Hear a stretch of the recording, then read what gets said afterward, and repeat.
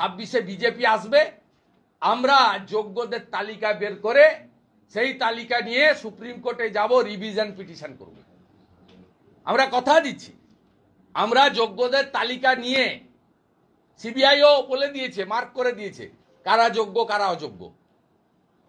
অযোগ্য কারা সিবিআই ওই সংখ্যাটা আপনার 6000 থেকে 7000 7,500-এর মধ্যে একটা ফিগার আছে, বাকি কিন্তু সব যোগ্য। এটা অভিজিৎ গাঙ্গুলির ইনিশিয়াল জাজমেন্টেও আছে, সিবিআই যে রিপোর্টগুলো দিয়েছে তাতেও কিন্তু তারা একই কথা বলা হয়েছে, যেহেতু রাজ্য সরকার বা এসএসসি সেগ্রিগেট করলো না, সেই কারণে সবার উপরে করলো। কারণ আইন কখনো কাগজ ছাড়া, ডকুমেন্ট ছাড়া হয় না, তাই বাধ্য হয়েছেন সিজিআই।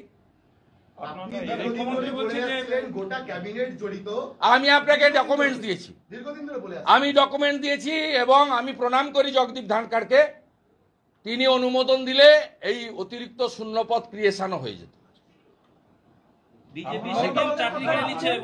মমতা বন্দ্যোপাধ্যায় বলছেন যে আমরা রেকর্ড খুঁজে বার করব। কেউ কেউ তখন মন্ত্রী ছিলেন, কোন জেলায় বেশি চাকরি পেয়েছে, কোন জেলায় বেশি চাকরি? খুঁজুক না, উনি 5 বছর ধরে খুঁজে বেড়াচ্ছেন, পুরুলিয়াতে মুর্শিদাবাদে খুঁজে বেড়ান। এই নোংরা চোর পার্থ চ্যাটার্জি, আমি আগেও বলেছি আজও বলছি, আমি আমার বিধানসভাতে একটা চক ডাস্টারও চাইনি ওর কাছ থেকে।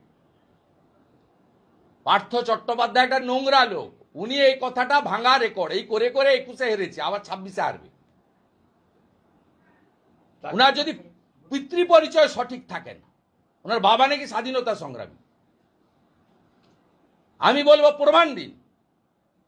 আপনি এটা অ্যাসেম্বলিতেও 21 সালের পর থেকে বলেছেন, পুরুলিয়ার চাকরি, মেদিনীপুরের চাকরি, 24 পরগনায়, মুর্শিদাবাদ কে দেখতো, মালদা কে দেখতো। আরে বের করুন, আপনি ফাটা কাগজ বের করুন, ছেঁড়া কাগজ বের করুন। আপনি একটা ডাকাত, আপনাকে জেলে যেতে হবে, কেউ বাঁচাতে পারবে না।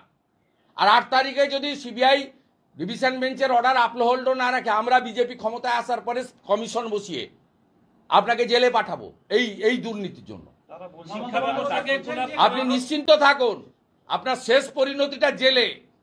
শুধু আপনি নয়, আপনার ভাইপো সহ, যার নাম 73 মিনিটে 73 বার সুজয় কৃষ্ণ ভদ্র বলেছে। শিক্ষা ব্যবস্থা কোন দিকে এগোচ্ছে? শিক্ষা ব্যবস্থা ধ্বংস হয়ে গেছে। মমতা বন্দ্যোপাধ্যায় বলছেন যে কারো পরিবার যদি অচল হয়ে যাও, বিজেপি সিপিএম সচল থাকতে পারবে না। বিজেপি এবং সিপিএম সচল থাকবে না, কারো পরিবার যদি অচল হয়ে যায়, কিছু যদি হয় দায় করুন না। আপনি তো পারমিশন দেন না, আজকে 80তম পারমিশন নিয়ে করছি। আপনি তো বারুইপুরে আমার গাড়ি ভাঙলেন, প্রতিদিনই বিজেপি নেতারা আক্রান্ত হয়। নিখিলদের গাড়ি ভাঙলেন, দিলীপ দা তার উন্নয়নের কাজে গেছিল, তাকে মহিলা দিয়ে অসম্মান করলেন। প্রতিদিন করেন তো।